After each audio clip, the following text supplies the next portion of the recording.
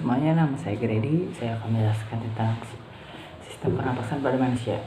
Sistem pernapasan pada manusia terdiri 3 bagian pada hidung, saluran pernapasan, dan paru-paru. Yang pertama adalah hidung. Hidung terdiri dari rambut halus. Kelenjar di rambut halus berfungsi untuk mencari kotoran agar tidak masuk ke dalam paru-paru. Kelenjar di rambut berfungsi untuk mengatur kelembapan udara. Sebagian ketika kita bernapas, kita menggunakan hidung agar kotoran dapat disaring. Yang kedua adalah saluran pernapasan. Saluran pernapasan meliputi trakea, bronkus, dan bronkiolus yang fungsinya adalah untuk menghubungkan antara udara dari hidung ke paru-paru. Saluran pernapasan termasuk trakea, bronkus, dan bronkiolus tersusun dari cincin tulang rawan.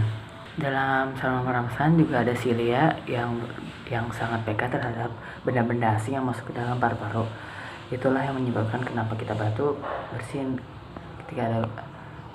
ketika kita menghirup benda asing. Ketiga adalah paru-paru. Paru-paru terdiri dari kiri dan kanan.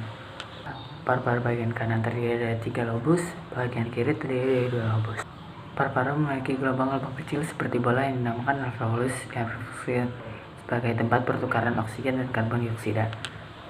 Dinding alveolus yang tipis dan adanya darah menyebabkan mempermudah difusi oksigen. Difusi oksigen dari oksigen ke dalam darah dan difusi karbon dioksida ke udara luar.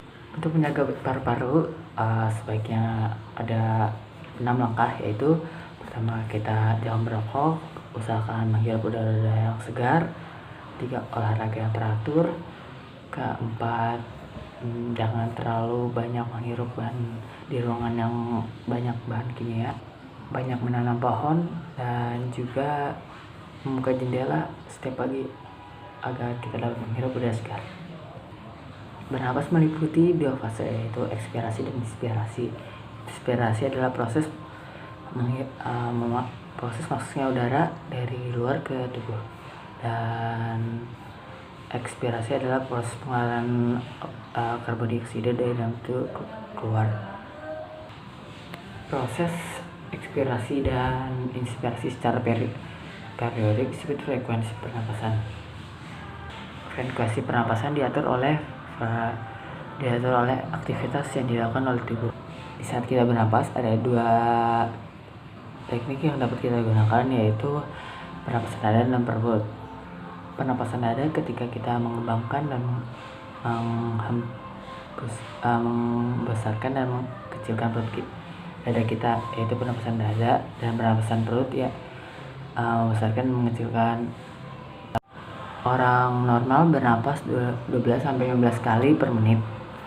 Frekuensi diatur oleh aktivitas tubuh. Contohnya ketika kita sprint, kita lebih menaiki frekuensi pernapasan. Penyakit-penyakit yang terdapat dalam paru-paru adalah contohnya tuberkulosis, asma, emfisema, pneumonia, bronkitis, kanker paru-paru. Tuberkulosis disebabkan oleh bakteri yang menyebabkan radang paru-paru. Pneumonia disebabkan oleh infeksi jamur, virus, dan bakteri.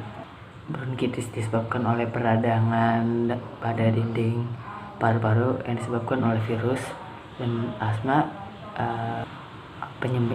itu disebabkan oleh penyempitan saluran pernapasan yang menyebabkan kita sesak ketika bernapas. Emfisema disebabkan oleh penuhnya cairan dalam paru-paru sehingga menghambat proses difusi oksigen dan karbon dioksida. Yang terakhir adalah kanker paru-paru. Kanker paru-paru disebabkan oleh sel-sel yang tidak dikenali tumbuh dalam paru-paru kita. Tumbuh yang tidak terkendali dan juga tidak berfungsi. Sekian pembahasan saya tentang paru-paru. Terima kasih dan sampai jumpa.